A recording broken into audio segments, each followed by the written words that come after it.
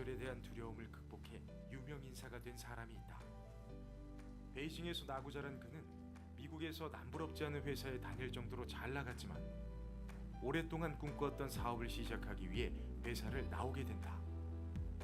모든 게 잘 될 거라 생각했으나 아니나 다를까 그는 투자자들에게 연이은 거절을 당하게 된다. 거절은 그에게 큰 상처를 안겨줬다. 거절에 대한 맷집을 키우기 위해 그는 용감한 도전을 하기로 결심했는데 100일 거절당하기 프로젝트가 그것이다. 이게 도대체 무슨 말이냐 하면 모르는 사람들에게 다가가 어처구니 없는 부탁을 요구해 일부러 거절을 당하는 것이다. 예를 들면 이런 것들이다. 경비원에게 $100 빌리기, 비행기 조종하기, 남의 집 마당에 장미 심기, 일일 교수 되기, 코스트코 안내 방송하기, 거린 인터뷰하기 등등.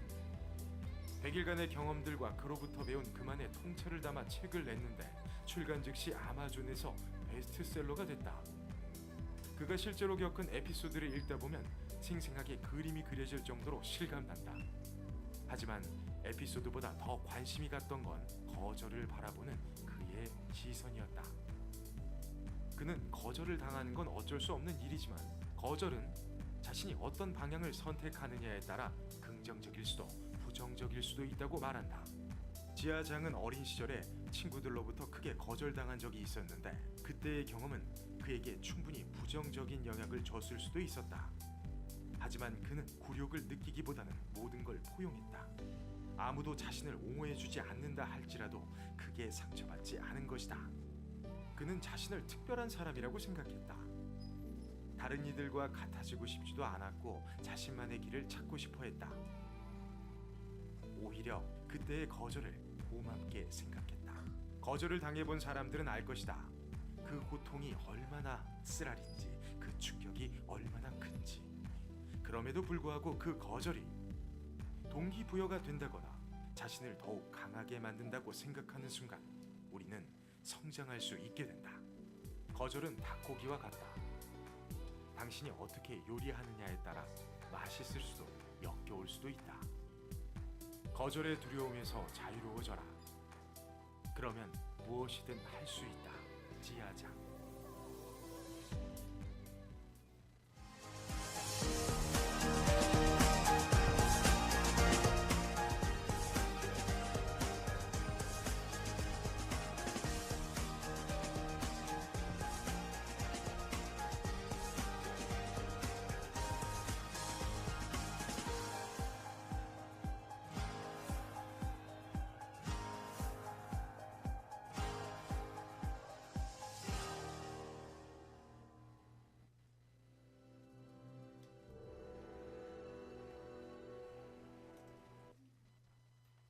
안녕하세요. 여러분 거절당하기 원하세요? 그럼 복음 전해보세요. 요즘 거절당하는 거 뭐 하루에도 100번 거절당하실 거예요. 전하시면. 다시 만나게 돼서 반갑고요. 저도 오늘 좀 어떻게 전도해야 되나 여기에 관해서 말씀 나누려고 하는데 제가 지난번에 나눴을 때 우리가 부활의 증인이라고 그랬고 또 이수영 목사님 왔을 때 우리가 뭐라고요? 우리는 다 선교사고 하나님 보내셨어요. 이 세상으로, 내 지역으로, 내 직장으로. 그래서 우리가 이렇게 예수님 증거하고 부활하신 주님 이렇게 증거하는 게 우리한테는 꼭 우리가 해야만 하는 일이에요. 근데 이게 쉽나요? 쉽지 않아요. 제가 요즘 더 어려워요. 제가 9년 전에 한국에 왔을 때 처음 이제 왔을 때 미국에서 제 마음이 이렇게 불탔어요. 뭘로요? 전도, 예수님 증거, 복음 전하자. 그래서 그 불타는 마음 때문에 그 처음 왔을 때 생각해 보면은 거의 매주 나가서 전도했어요. 혼자 매주 한 번씩 영화 티켓 파는 앞에 가고 또 시외버스 터미널 가면 기다리는 사람들 많거든요. 그 차 시간 때문에 시외버스 터미널 가서 갔고 또 이제 또 큰 공원에 가면은 벤치에 우두커니 앉아 있는 사람들 많아요. 그럼 또 거기 가서 전도하고. 그래서 그때 막 불타서 많이 전도했는데 요즘 제 모습을 보면 이거 완전히 식어버렸어요. 거의 뭐 그래서 여러 가지 전도할 수 있는 환경이 점점 어려워지고 있어요. 특히 이제 저도 또 전도하려고 하면 요즘은 그때 초창기에는 스마트폰이 없었어요. 근데 요즘은 다 스마트폰이에요. 그래서 누구나 다 이거 보고 있기 때문에 거기 가서 이렇게 말 거는 게요 굉장히 실례예요. 빠져 있기 때문에, 몰입돼 있기 때문에 그 뭐 보는 거 뻔할 텐데 어떤 건지. 그리고 요즘 또 굉장히 전도하기 힘든 게 세상 사람들이 바라보는 교회에 대한 시각, 관점, 이게 많이 이렇게 떨어져 있어요.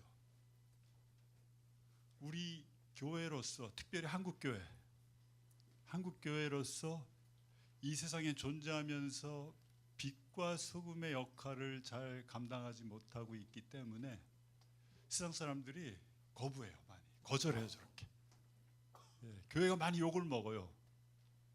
상황이 그렇다 보니까 예수님 믿으세요라고 여기 좋은 소식이 있습니다 라고 가서 복음 전하기가 쉽지 않아요. 많이 힘들어요.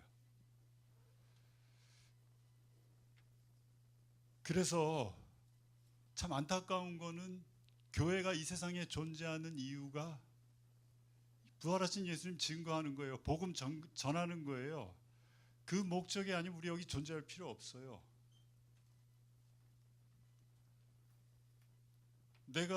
우리 솔직히 말해서 천국 가서 사는 게 더 좋아요. 이 세상에 사는, 왜 하나님 여기나 남겨두셨겠어요? 복음 전하라고. 예수님 제발 좀 그 어둠의 세상에 있는 사람들한테 가서 증거하라고, 빛으로서 역할 감당하라고. 맛없는 인생 살고 있는, 아까 전에 저 거절이 뭐라 그랬죠? 치킨 요리 같다고 그랬나요? 닭 요리 같다고. 잘하면 맛있을 수도 있고 못하면 맛없을 수도 있다는 거. 근데 세상 사람들이 하는 요리가 다 맛없어요. 거기에 우리가 정말 맛깔나는 소금 쫙 뿌려가지고요 맛있게 만들어주는 역할 감당하라고 우리가 여기 있는 거예요. 여러분 주위에 있는 사람들 한번 생각해 보세요. 정말 맛깔나고 막 재밌고 즐겁고 막 소망이 넘치고 꿈이 막 부풀어 있고 행복하게 사는 사람 찾기 힘들죠. 그래서 하라고 했는데 좀 어려워졌어요. 점점점 이렇게 막히고 있고 벽이 쌓이고 있고 우리가 그런 걸 느낄 수 있고 볼 수 있습니다. 전도하면은 내가 전도 안 하고 그냥 살면 못 느끼죠. 그런데 그렇다면 그럼 이 상황에서 우리가 어떻게 전도해야 될까? 저는 제 개인적인 걸 볼 때는요, 제가 처음에 와서 막 뜨겁게 전도할 때는요 열정만 있었던 게 아니에요. 열정을 막 유발하게 하는 내 내면에 충만한 게 있었어요. 그게 뭐냐면 한국 사람들을 위한 사랑이었어요. 하나님의 마음이었어요. 그 사랑이 제 안에 충만했어요.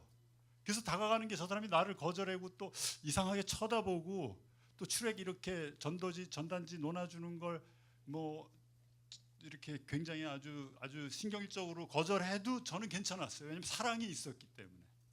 이 사랑이 넘쳤기 때문에 그 일을 하면서도 즐거웠어요. 그런데 여기 오래 살다 보니까요, 한국 사람들한테 상처를 제가 억수로 받는 거예요.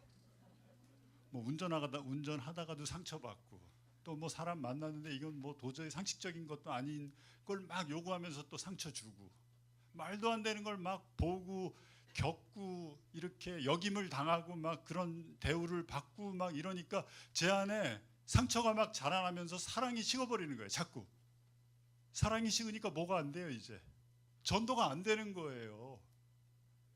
그래서 우리 교회도 뭐냐면 여름에 단기 선교도 가시고 또 롱텀 3개월짜리 우리 이수영 목사님이 얘기했죠. 중간 기간에 선교, 또 롱텀 선교 막 가는데 갈 때 가장 필수적인 마음의 상태가 뭐냐면 그 사람들, 그 민족을 향한 사랑이 불타야 돼요. 그럼 그 사람 못 말리는 사람 되는 거예요.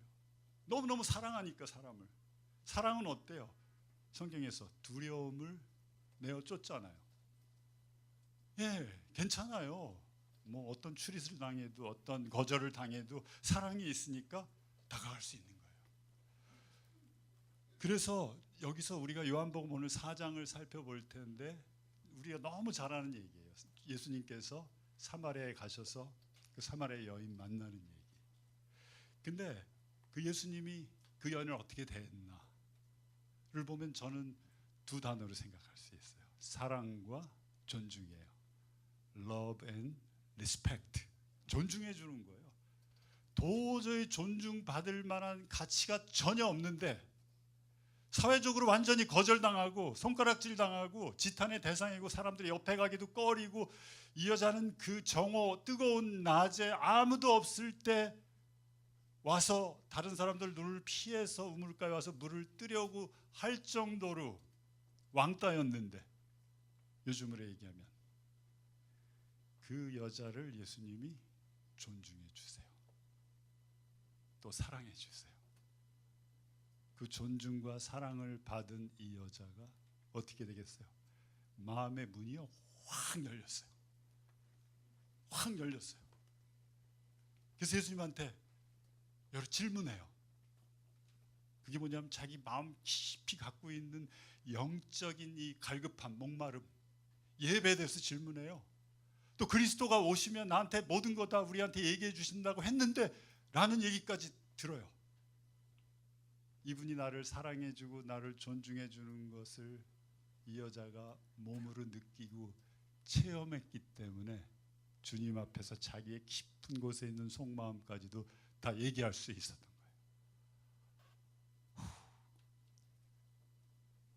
우리도요, 예수님이 나한테 오시면 나를요 사랑의 눈빛으로 봐주시고요 존중해 주세요. 우리도 거절 많이 당하잖아요. 특히 여기 우리 젊은 우리 청년들, 청소년들 거절 많이 당하죠. 부모님들로부터 거절당하지 학교에서 또 안 당해요 거절? 그럼 뭐 많이 거절당하고 있지만 우리가 예수님께 가면 예수님은 어떠세요? 아니 내가 어떤 모습으로 갔든지 내가 여러분이 어떻게 어떤 주의를 살았든지 전 몰라요. 어떻게 살았든지 주님 앞에 오시면 주님이 우리를 어떻게 맞아주세요? 사랑의 눈빛으로 봐주시고 말 한마디의 톤에 억양에 뭐가 숨겨져 있냐면 사랑이 담겨 있어요. 우리 부모들 같지 않아요. 우리 학교 선생님 같지 않아요. 그 톤이 너무너무 사랑 담겨 있는 톤으로 나한테 말씀하시고 나를 리스펙트 해주세요. 지금 이 순간도 얼마나 좋아요. 언제든지 나갈 수 있어요. 그분한테 가서 내 마음 토로할 수 있어요. 내 마음 이렇게 쏟아놓을 수 있어요. 그리고 그분이 뭘 해주세요 하면 내가 누구인지를 점점 더 예수님이 누구인지를 점점 더 알게 해주세요. 내가 여지껏 알고 있는 예수님보다 훨씬 더 깊은 예수님, 그 마음이 어떤지를 알게 해주세요. 자기를 자꾸 이렇게 보여주시는 거예요. 계시해 주시는 거예요. 이 여인에게 했던 것처럼. 그래서 우리가 이렇게 환경이 나쁜 이 시대에 어떻게 전도할 수 있나? 정말로 그냥 또 해피데이 하니까 우리 교회도 해피데이 하니까 야 이거 또 해피데이 또 왔네. 또 이제 의무감으로 하지 않고 어떻게 하면 감사함과 기쁨과 즐거움으로 우리가 예수님을 증거할 수 있나? 이걸 알기 위해서는 우리가 예수님께서 어떻게 전도하셨나를 살펴보면은 조금이라도 힌트를 얻을 수 있잖아요. 그게 이제 4장에 잘 나와요. 요한복음 보면 물론 예수님 전도하는 방법 많이 나오죠. 그래서 그 사마리아 여인과의 관계를 통해서 우리가 알 수 있어요. 그러면서 이렇게 4장 1절이 이렇게 시작합니다. 요한보다 예수께서 더 많은 사람을 제자로 삼고 세례를 주신다는 소문이 바리새인들 귀에 들렸다고 그래요. 바리새인들 귀에 뭐가 들렸냐면 예수님의 지난번에는 침례 요한이 줬는데 예수님이 이렇게 주는 사람들이 더 많다고. 바리새인들을 그래서 예수님이 어떻게 하셨냐면 그 소리를 듣고 3절에 유대를 떠나 다시 갈릴리로 가셨다라고 말씀해요. 유대를 떠나서 갈릴리로 가시려고 했어요. 왜요? 바리새인들이 그 소리 들었기 때문에. 바리새인들이 어떤 사람이죠? 책 잡고 흠집내고 비난하고 막 시비 걸고 교만하고 짓누르려고 하고 어떻게 하든지 꼬투리 잡아서 아주 그냥 확 잡으려고 하고 그런 사람들이 바리새인들이에요. 그러니까 예수님이 그걸 아시고 어떻게 하셨어요? 떠나서 갈릴리로 가시려고 했어요. 그래서 4절에 보면 그렇게 하려면 사마리아를 거쳐서 갈 수밖에 없었다. 그 당시에요. 제가 한번 지도 한번 보여주세요. 그 당시에는 여기 그 예루살렘에서 갈릴리 가는데 유대인들의 루트가 어떻게 돼 있냐면은 그 당시에 이스라엘은 세 파트로 나눠져 있었어요. 보통 우리가 왕국 시대에는 두 파트로 북왕국과 남왕국 이렇게 두 파트로 나눠져 있었는데 예수님 시대에는 이스라엘 땅이 세 파트로 나눠져 있어요. 제일 북쪽은 갈릴리, 가운데가 사마리아, 그리고 제일 남쪽이 유다 이렇게 나눠져 있어요. 그래서 유다에 있는 사람들이 갈릴리로 가려면 곧장 가면 빠른데 한 20km 정도 되나요? 120km 정도 되는데 한 3일 길이죠. 3, 4일 길인데 걸어서 오른쪽으로 턴해서 위로 올라가서 다시 왼쪽으로 턴해서 갈릴리로 가요. 아니면 반대쪽으로 나가서 바닷가 서쪽으로 가서 북쪽으로 가서 다시 동쪽으로 가서 그렇게 이제 가는 루트를 유대인들은 전통적으로 했어요. 사마리아 사람들을 아주 너무너무 무시했어요. 상종하기조차 꺼려했어요. 그런데 예수님은 어떻게 하시겠다고요? 내가 그 사마리아를 거쳐서 가야만 하겠다. 이게 보면 영어로 보면 I need to go through Samaria예요. I have to예요. 내가 사마리아를 거쳐서 가야만 한다라고 말씀하시는 거예요. 왜요? 거기서 만날 한 여자를 생각하셨을 거예요. 그 전통적인 루트를 무시하고 가면 유대인들이 어떻게 했어요? 비난하고 또 책 잡고 와서 또 뭐라고 얘기하고 막 이럴 텐데 그런 모든 걸 감수해서라도 나는 사마리아를 통과해서 어디요? 수가라는 곳까지 가야겠다 하고 갈릴리 쪽으로 떠나시는 예수님을 볼 수가 있어요.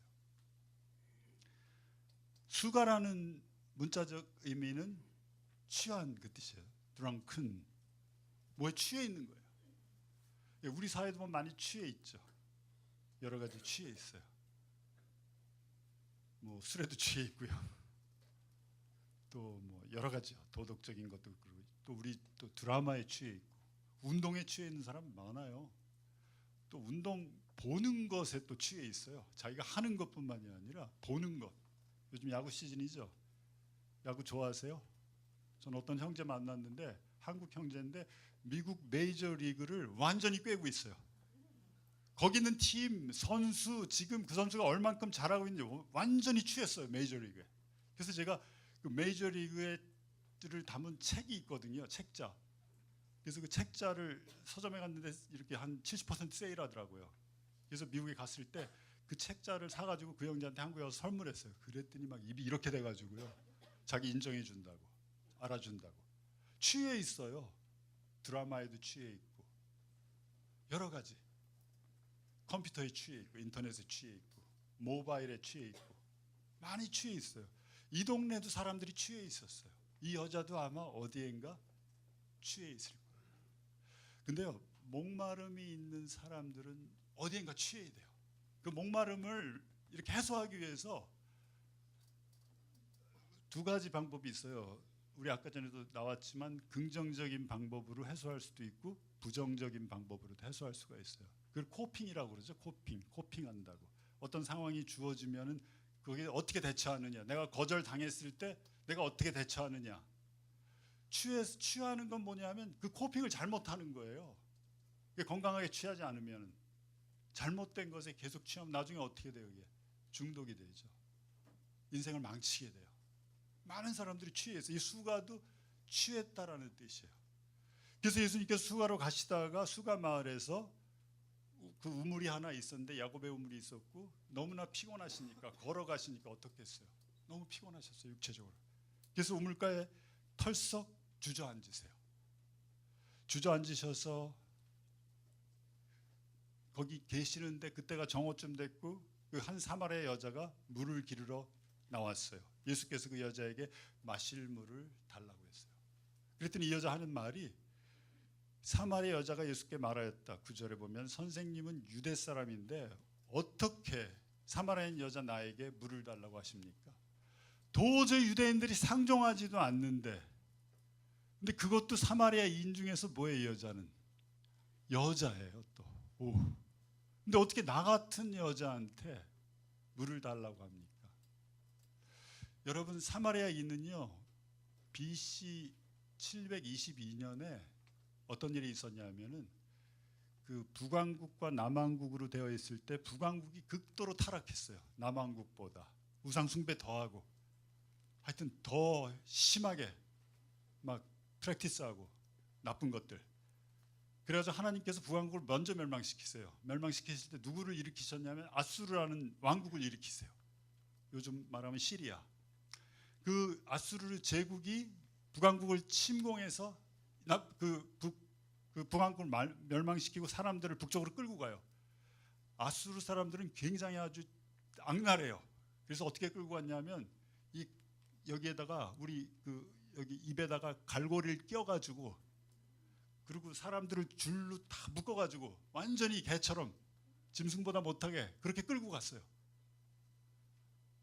대신에 바벨론 사람들, 남왕국이 이제 586 BC에 586년에 멸망하는데 바벨론 사람들은 굉장히 정중하게 끌고 갔어요. 자기네 높은 문화, 자기네들이 누리고 있는 부, 이런 것들로 인해서 하여튼 이렇게 유혹하게 하고 이 이스라엘 사람들에게 보여주고 이 사람들을 자기네 사람들로 만들려고 굉장히 나이스하게 끌고 갔는데, 어떻든 이 사람들이 끌고 가면서 남아있던 유대인들이 있었을 거예요. 그리고 아수르 사람들 중에서 이 북왕국, 그 북쪽 이스라엘 10지파가 속해 있는 지역을 다스리려고 이제 왔던 또 아수르 사람들이 있을 거예요. 그 두 사람 사이에 뭐가 일어났겠어요? 인터메리지가 일어난 거예요. 서로 결혼이 된 거예요. 결혼이 돼서 누가 태어났어요? 그 태어난 사람들이 혼혈한데, 아수르와 유대인의 혼혈한데 그 사람들을 사마리아 사람이라고 부르게 된 거죠. 그래서 그들은 거기에 정착했어요. 그 수가와 그 중간 파트에 정착하면서 이 사람들이 예배를 드리고 해야 되는데 이스라엘은 이 사람들을 거부하니까 어떻게 하겠어요? 자기네만의 온 종교 시스템을 만들었어요. 어디에 기초한? 자기네들도 창세기 믿고 모세오경 믿으니까 거기서 이제 자기네들 종교를 만들어냈어요. 그래서 이 사마리아 사람들은 예배를 드릴 때 그리심산이라고 있어요. 여기 지도에도 나오는데 그리심산에서 예배를 드렸어요. 하나님께서 처음에 에덴 동산 만들었을 때도 에덴 동산이 어디 있었다고 믿었냐면 그리심산에 있었다고 믿었어요. 그리고 노아 홍수가 나고 나서 노아의 그 방주가 정착한 곳이 이렇게 닿아서 멈춘 곳이 그리심산이라고 믿고 있었어요. 아브라함이 자기 아들 이삭을 번제로 바친 곳이 그리심산이라고 믿고 있었어요. 그래서 다 그렇게 왜곡해가지고 자기네들의 종교 시스템을 만들어 놨어요. 그런데 이스라엘 사람들은 이들을 너무너무 무시하고 사람 취급 안 하고 상종하기 꺼려하고 완전 거절해 버렸어요. 그냥 있는 그대로 100% 거절해 버렸어요. 그런데 선생님처럼 보이는 유대인이 와서 자기한테 물을 달라고 하니까 이 여자가 어떻겠어요? 반응. 이거 웬일이야? 뭐야 이거?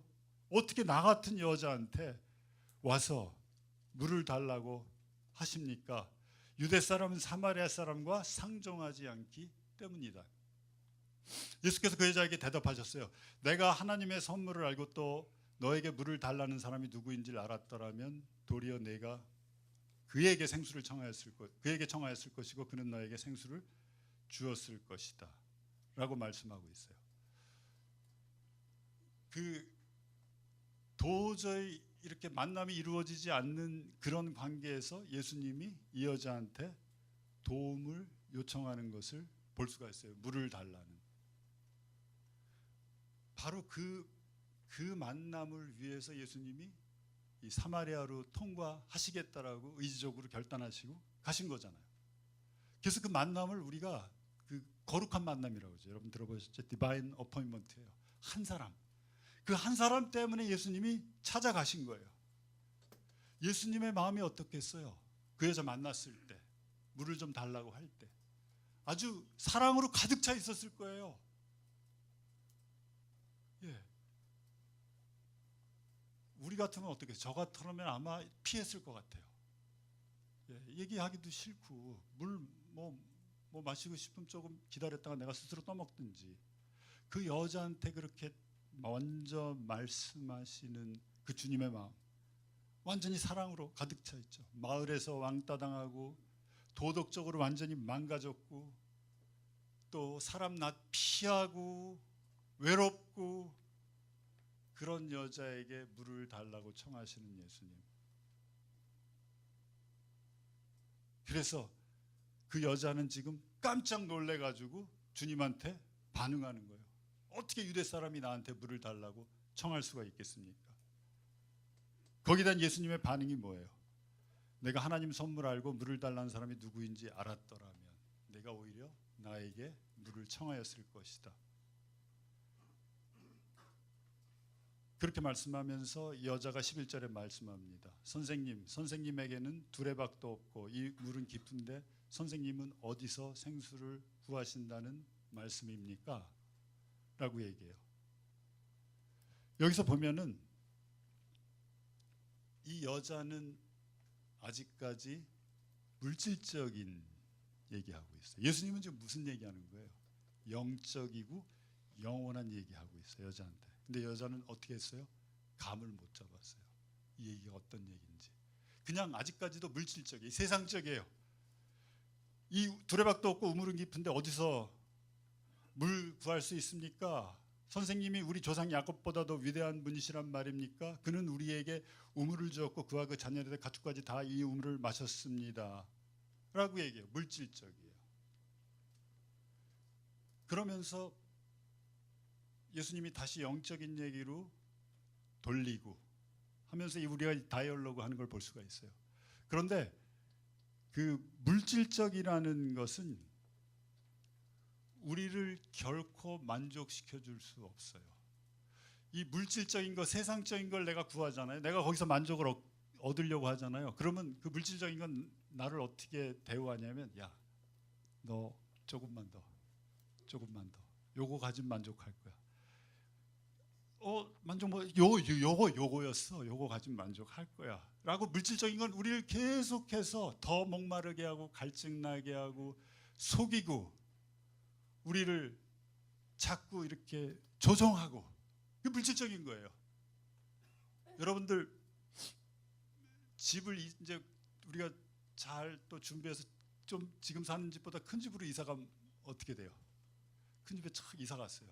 저도 2주 전에 이사 갔거든요. 3주 전에. 2주 전에 저 이사 가면 어떻게 되죠? 이사 갔는데 집이 좋아서 갔는데 가구가 안 맞잖아요, 좀. 너무 기분 좋게 갔는데 가구 바꿔야 돼요. 소파도 바꾸고. 소파 바꿨는데 딱 보니까 이제 가전제품이 또 안 맞아요. TV가 너무 작아요. TV도 좀 큰 걸로 바꿔야 돼요. TV 바꿨더니 어떻게 돼요? 자동차도 또 바꿀 수 있겠죠. 계속해서 조금 더라고 얘기해요.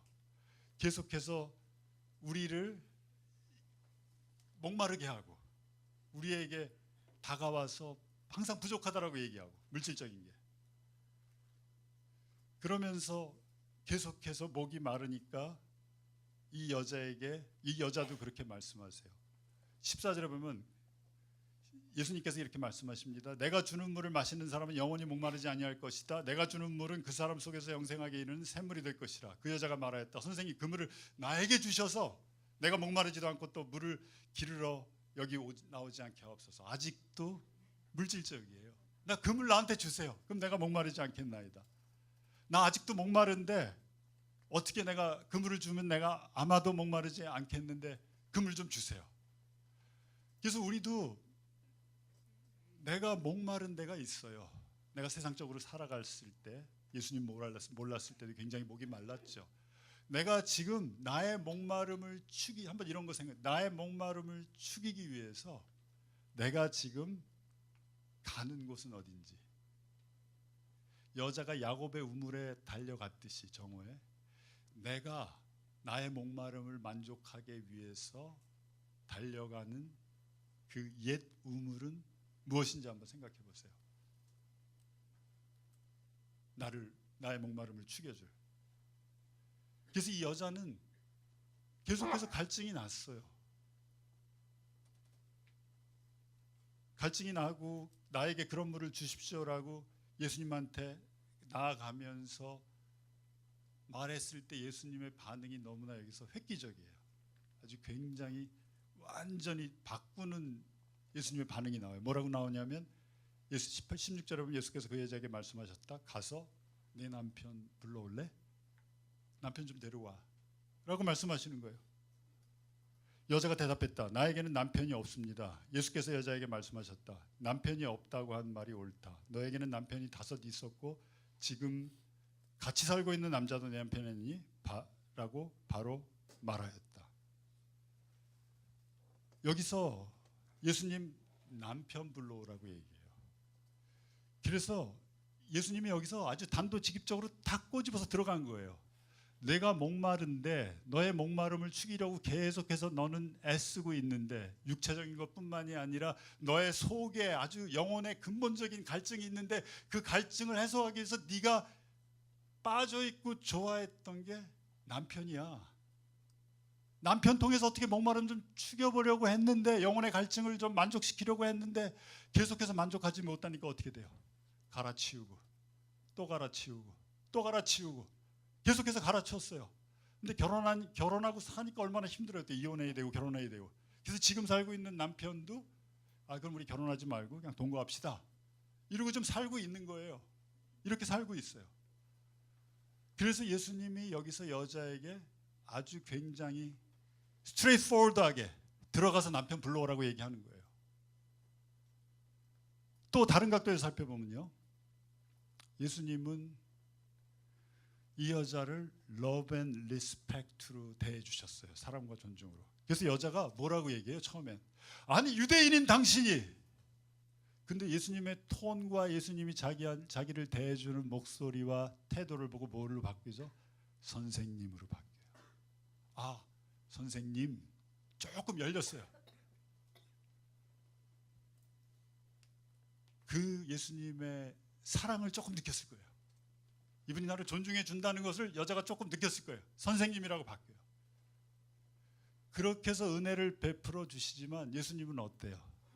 진실을 이렇게 오버패스 하잖아요. 바이패스 하잖아요. 뭐를 대면하는 거예요? 지금 그 여자의 삶에 있는 실상을 예수님이 대면하시는 거예요. 어떻게 해요? 가서 내 남편 불러올래? 라고 말씀하시는 거예요. 다른 말로 뭐죠? 이게 네가 지금 죄 중에 빠져 있는 건데 그 죄의 문제에 대해서 예수님이 이렇게 짚고 넘어가시는 거예요. 그래서 은혜와 진실이 항상 같이 가는 분이 예수님이에요. 근데 우리처럼 어떤 때는 우리 그러잖아요. 야, 너 그거 죄야. 너 죄이냐? 너 그거 못해? 이렇게 예수님 접근하지 않으세요. 어떻게 접근하세요?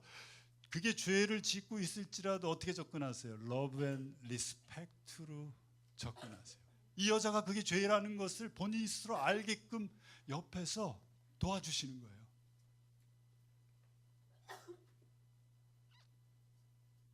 진실을 대면하게 해주세요. 상처받을까 봐. 그래서 우리도요, 어떤 때에는 자꾸 이렇게 피해가요. 좋은 것만 얘기하고 좋은 것만 주고 나쁜 거 싫고 어둡고 지저분하고 더러운 건 이렇게 해서 피해가려고요. 내 주위에 있는 사람들의 관계성 속에서까지도. 물론 그 타이밍도 중요한데 내가 계속해서 love and respect로 대해주기만 하면 안 되고 그게 쌓여서 나중에 대면할 수 있을 때 꼭 대면하셔야 돼요. 그 사람을 위해서. 사랑하기 때문에. 예수님이 남편 불러오라고 얘기하는 거예요. 내가 우물 파고 있는 데가 남편 같은데 불러올래? 그래서 우리도 보면요, 우리도 내 목마름 해소하기 위해서 우물 파고 있어요. 아까도 얘기했죠. 여러 가지 내가 빠져 있는 것들. 근데 예수님 만나려고 하려면은 그게 뭔지 알아야 돼요. 옛 우물, 예수님과 대면해서 예수님이 주시는 생수 마시려고 하려면 내가 이 우물 이거 잘못 봤구나 이거 여지껏. 내가 어디서 지금 물을 깃고 있었나, 어디서 계속해서 내 목마름을 죽이려고 했나를 우리 각자가 한번 생각해 봐야 돼. 주님 앞에서 그게 뭔가. 주님이 한번 말씀해 주실 거예요. 주님, 내가 지금 잘못 파고 있는 우물이 있습니까? 말씀해 주세요. 주님 말씀해 주실 거예요. 그게 뭐죠, 주님? 그러면서 그 얘기를 듣고 나니까 여자가 뭐라 그래요, 이제? 선생님은 19절에 보면은 선생님은 예언자십니다. 선지자십니다. 이렇게 말씀하는 거예요. 오, 선지자입니다. 그 선지자라는 얘기를 하고 나서 이 여자의 마음이 많이 열렸어요. 오히려 그렇게 대면했는데 이 여자의 마음은 오픈됐어요. 왜요? 러브 앤 리스펙트로 대해줬다는 걸 이 여자가 알았으니까, 체험했으니까, 느꼈으니까, 이분한테는 나의 깊은 질문까지도 이제 하면 되겠구나 하면서 선지자로서이다 하고 주님 앞에 고백하면서 하는 질문이 뭐예요? 예배라는 것 들고 나와요. 이제 처음 여지껏 자기가 궁금했는데 그 누구한테도 묻지 못한, 자기 마을에도 아마 종교적 리더가 있었을 것이고 다 했는데 내 거절당하니까, 내 자기 손가락질 당하니까 질문하지 못하고 있던 그런 질문들이 이제 막 올라오기 시작하는 거예요. 20절에 우리 조상은 산에서 예배를 드렸는데, 어디요? 그리심산에서 예배 드렸는데 선생님네 사람들은 드려야 예배 드려야 할 곳이 예루살렘에 있다고 말씀하셨합니다. 21절에 예수님께서 말씀하셨다. 여자여, 내 말을 믿으라. 너희가 아버지께 이 산에서 예배를 드려야 한다거나 예루살렘에서 예배를 드려야 한다거나 하지 않을 때가 올 것이다. 너희는 너희가 알지 못하는 것을 예배하고 우리는 아는 분을 예배하니 구원은 유대인 사람들에게서 나기 때문이라. 여기서 예수님 말씀하시는 게 뭐예요? 예배는 장소가 중요한 게 아니에요. 뭐죠? 아버지께, 너희가 아버지께 드리는 거예요. 예배는 장소가 중요한 게 아니라 대상이 중요한 거예요. 누구에게 예배를 드리느냐? 아버지께 예배 드리는 건데, 그러면서 아버지에게 하시고 그 다음에 뭐라고 말씀하냐면, 하나님은 참되게, 23절에 참되게 예배를 드리는 사람들이 영과 진리로 아버지께 예배를 드릴 때가 온다. 영과 진리로 아버지께 예배 드릴 때가 온다. 무슨 얘기? 대상이 아버지고 방법이 뭐예요? 영과 진리로 드리는 거예요. 영으로 드려야 돼요. 그래서 우리가 구원 받을 때 우리의 죽었던 영이, 내가 예수님 영접할 때, 내가 죄인이라는 걸 깨닫고 영접할 때 우리의 죽었던 영이 이렇게 살아나잖아요. 그래서 진정한 예배는요, 구원 받은 사람이 드려야 돼요. 영이 살아난 사람, 그 사람이 드리는 게 진정한 예배예요. 영이 살아서 움직이면서 홀리 스피릿을 우리가 느끼고 성령 안에서 예배 드리면서 뭐가 꼭 필요하다는 거죠? 진리가 있어야 된다는 거예요. 진리는 말씀이에요. 말씀이 없이 영적으로만 드려도 문제고, 또 말씀만 있고 영이 없어도 문제고. 제가 아는 교회는 굉장히 말씀에 바로 섰었어요. 그리고 이 영적인 걸 굉장히 무시했어요. 말씀으로 막 충만했어요. 말씀이 중요했어요. 훨씬 더 밸런스가 깨졌어요. 그러다 보니까 어떻게 돼? 사람들이 와우, 굉장히 아주 날카로워져요. 은혜가 떨어져요. 사람들 말씀 갖다 다 잣대되면 거기 합격할 사람 누가 있겠어요? 다 그렇게 해서 정죄하고 막 교만해지고 다른 교회까지도 다 정죄하고 그렇게 갈 수가 있어요. 어떤 교회는 또 영적으로 너무 충만하고 말씀 무시해요.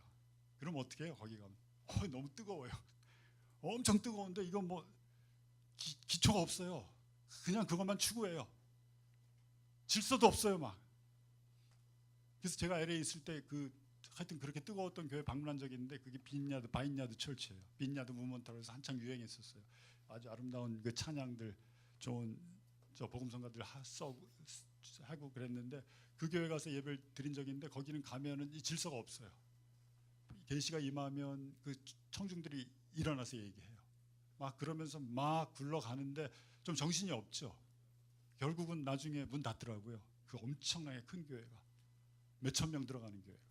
그 무브먼트가 완전히 수그러지니까. 그래서 무브먼트는 중요한 게 아니에요. 뭐가 중요하냐면 하나님께 예배하고 말씀으로 영으로 예배드리는 게 중요한 거예요. 예수님 말씀하세요. 영과 진리로 예배드릴 때가 오나니. 하나님의 영이시니 우리가 하나님께 예배드리는 사람이 영과 진리로 예배를 드려야 한다. 예수께서 말을 그 여자가 이제는 더 열었어요, 마음을. 25절에 보면 나는 그리스도라고 하는 메시아가 오실 것을 압니다. 그가 오시면 우리에게 모든 것을 알려주실 것입니다. 예수께서 말씀하셨다. 너에게 말하고 있는 내가 그다. I am he 대문자예요. he가 에고 에이미. 처음으로 예수님 공생이 시작하시고 이 여자한테 자기가 그리스도라는 것을 고백하세요. 보여주세요. 다른 사람한테 뭐라고 그러셨어요? 야, 절대로 나에 대해서 때가 아니야 아직. 절대 얘기하지 마. 다른 사람들한테는 다 그랬는데 기적을 체험하고 이런 사람들한테는. 이 여자한테는 어때요? 자기가 그라고요. 와, 예수님도 너무 기쁘셨어요. 예. 이 여자가 그런 질문을 하니까, 이 여자의 마음이 열렸으니까 완전히 그리스도에게 꺼내는 거예요. 예수님이 그 말씀하시니까 여자가 어떻게 돼요? 물덩이 버려두고 동네로 들어가서 내가 그리스도 만났다라고 전하는 거예요. 물덩이가 뭐죠? 이 여자의 maybe security, 안전, 자기를 지켜주는 것, 자기의 목마름을 해결해 주는 것, 꼭 필요한 것. 물덩이 버려뒀어요. 필요 없었어요. 이제 목마르지 않아요. 그리스도 만났어요. 그리스도가 누구인지를 알았어요. 자기가 마음으로 믿었어요. 동네로 뛰어갔어요. 오래전에 저희 미국 교회에 두 젊은이가 왔어요. 근데 둘 다 예수님 안 믿었어요. 근데 여자가 그 자매가 같이 이제 결혼도 약속하고 그런 사이인데 하여튼 그렇게 보이프렌드 걸프렌드 사이로 이렇게 왔는데 그 여자가 말씀 듣고 또 성령님이 강하게 역사하셔서 예수님 만나게 됐어요. 여자가 막 뜨거워졌어요. 예수님 만나니까 열심히 교회 생활하고요. 근데 나중에 보니까 이 여자가 그 남자친구 물덩이 취급하더라고요. 나 이제 더 이상 당신이 그렇게 중요한 존재가 아닙니다라고 얘기하는 걸 봤어요. 그러니까 우리가 나에게 있는 소중한 것도 만약에 내가 예수님 만나게 되면은 물덩이 될 수 있는 거잖아요. 예. 내려앉는 거예요. 이 여자도 이제 더 이상 물덩이가 필요 없었어요. 뛰어갔어요, 막 동네 사람으로. 그러면서 제자들이 왔을 때 이제 이 32절에 보면 그러나 예수께서 그들에게 말씀하시기를 이제 예수님께 음식을 갖고 왔더니 예수님이 제자들에게 말씀합니다. 나에게는 너희가 알지 못하는 먹을 양식이 있다 하셨다. 제자들이 누가 잡수실 것을 가져다 드렸을까 하고 서로 말하였다. 예수께서 그들에게 말씀하셨다. 나의 양식은 나를 보내신 분의 뜻을 행하고 그분의 일을 이루는 것이다 라고 말씀하시면서 추수 얘기를 하세요. 제자들은 열심히 먹을 거 동네에 가서 이제 가지고 왔는데 예수님은 뭐라 그래요? 나 이미 지금 충만한데? 나 지금 그 양식 필요 없는데? 내 양식은 뭐예요? 너희가 알지 못하는 양식인데 그게 뭐냐면 나를 보내신 분의 뜻을 행하고 그분의 일을 이루는 것이다.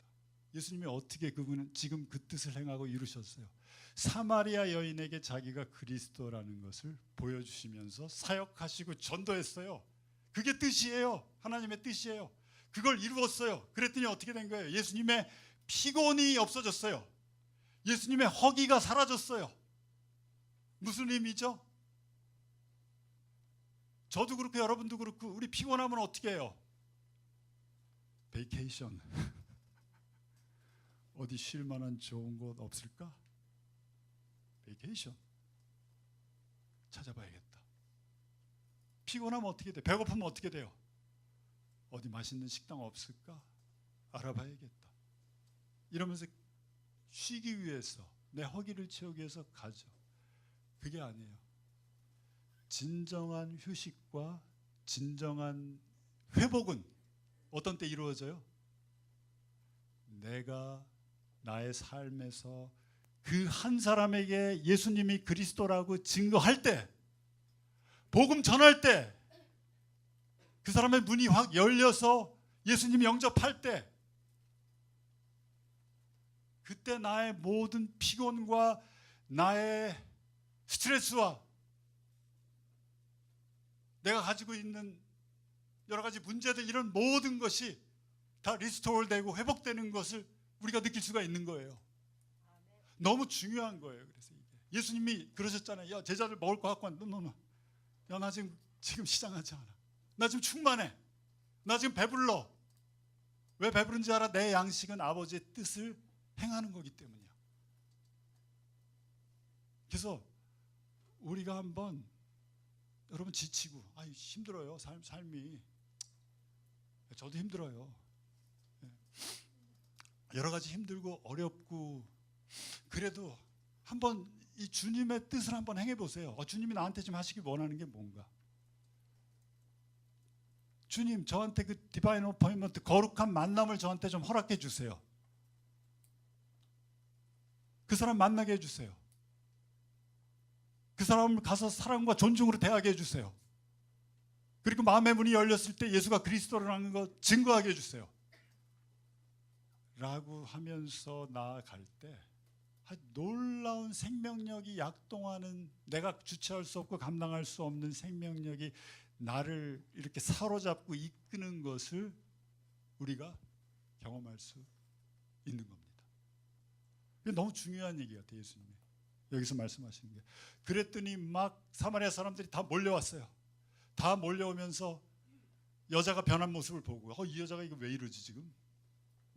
근데 보니까 제정신인 것 같고 미치진 않은 것 같고, 그래서 다 쫓아온 거예요. 궁금해서 예수님께 나왔어요. 예수님 보세요. 이 여자 추수할 때가 되었다. 저 추수할 사람들 몰려온다. 추수하자.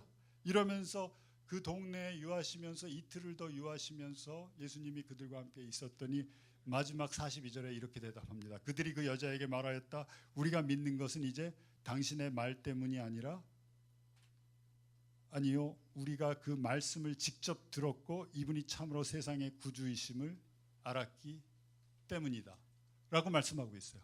무슨 얘기죠? 이제 네 말이 아니라 예수님과 함께 있었더니 이 예수님이 이제는 우리가 세상의 구주인 줄 알았다.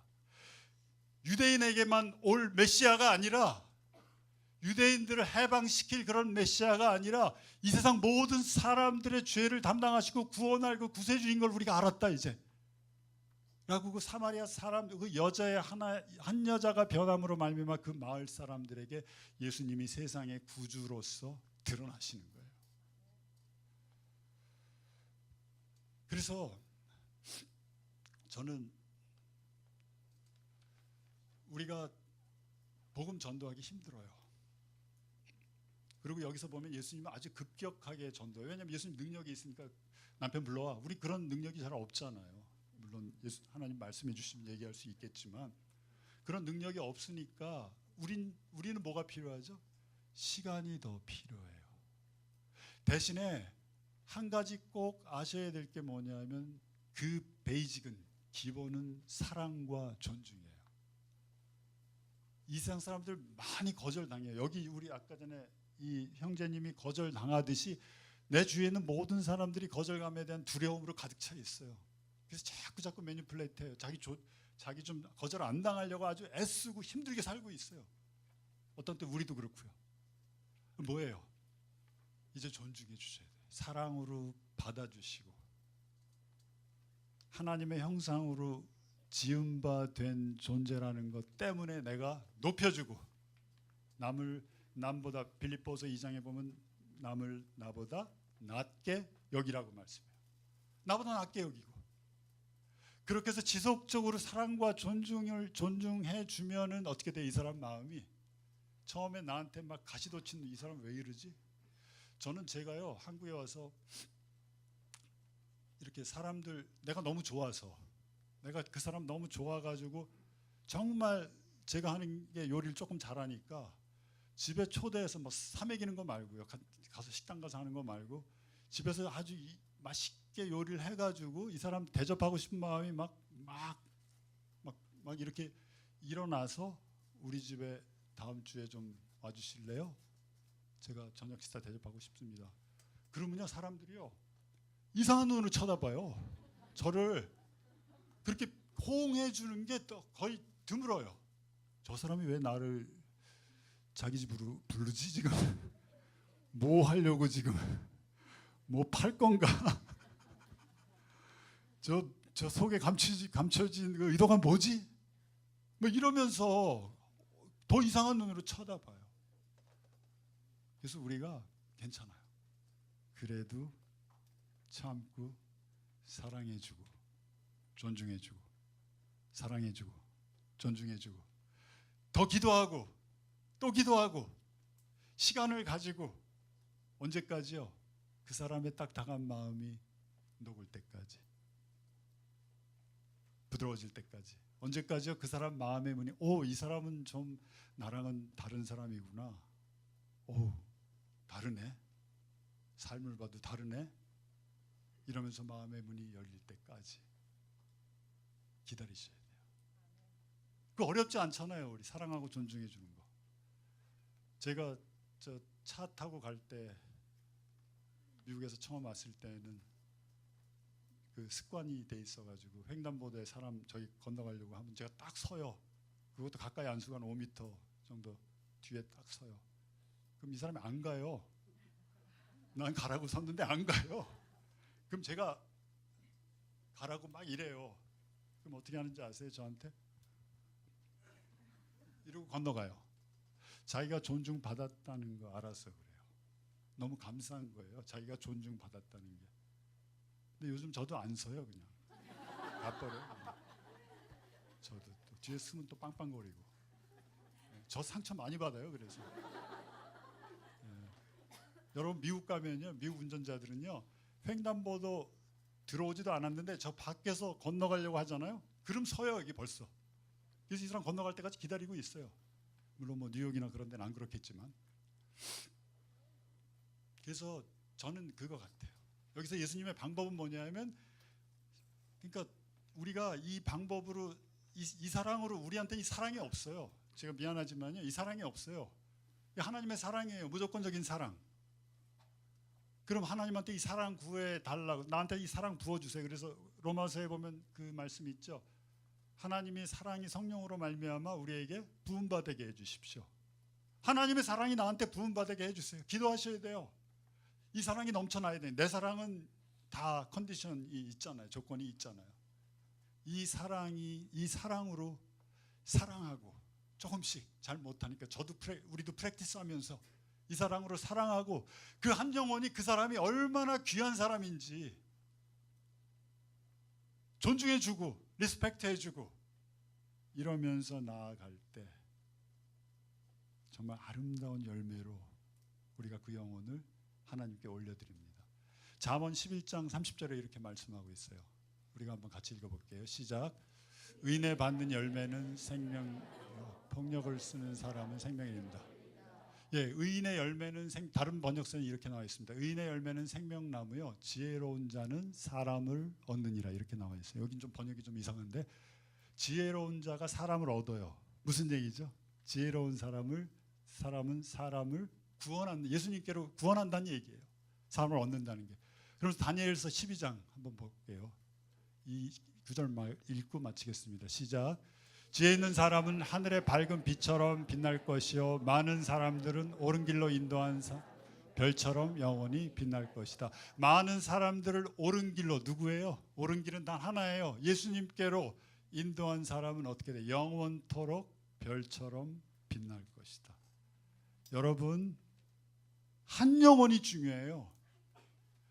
아이고, 나는 뭐 저 친구는 많이 하는, 나 전도 많이, 나는 이게 뭐 아니야. 한 영혼이 중요해요. 그 한 영혼으로 말하면 뭐가 일어났어요? 사마리아 그 수와 마을의 전체 부흥이 일어났어요. 그 한 영혼 때문에.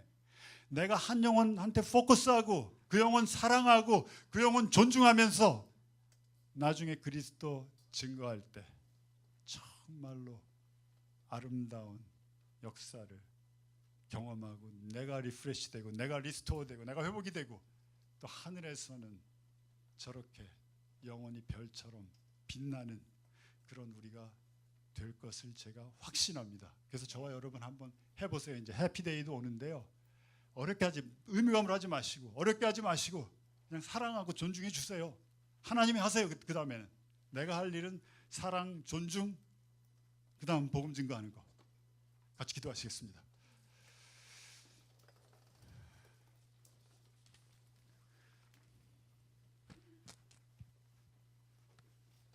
네, 하나님, 이 시간 주님 앞에 저희들이 있습니다. 정말 우리가 사마리아 여인 같은 사람입니다. 그렇지만 주님께서 우리 사랑해 주시고 우리 있는 그대로 받아주시고 또 거기서 더 나가서 존중해 주시는, 여기서 예수님이 여자한테 여자여라고 말씀할 때 그 구내라는 말이 너무나 여자를 아주 존중하는 말입니다. 최고로 the great respect, 아주 최고로 존중하는 말을 유대인인 이 예수님이 사마리아 여자에게 말했습니다. 그렇게 우리를 대해주시는 주님이시기에 우리가 주님 앞에 나아갈 수 있습니다. 이 시간 혹시 마음에 거절당했고 힘들었고 여러 가지 어려움이 있었다면 주님 다가가셔서 말씀해 주시옵소서. 내가 너를 사랑하고 너를 존중한다. 힘내라.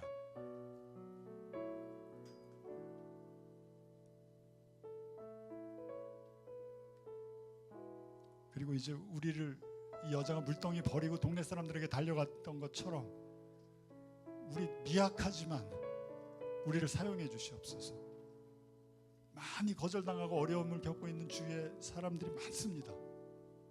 그들에게 두려움 없이 하나님의 사랑으로 다가가게 하시고 또 그들을 존중하게 하셔서 여러 가지 프랙티컬한 것은 우리가 한번 생각해 보겠습니다. 어떻게 해야 될지를. 그래서 그들을 주님께로 인도하는 아주 지혜로운 사람, 영원히 별처럼 빛나는 사람이 되게 해 주시옵소서. 예수 그리스도의 이름으로 감사하며 기도드립니다. 아멘.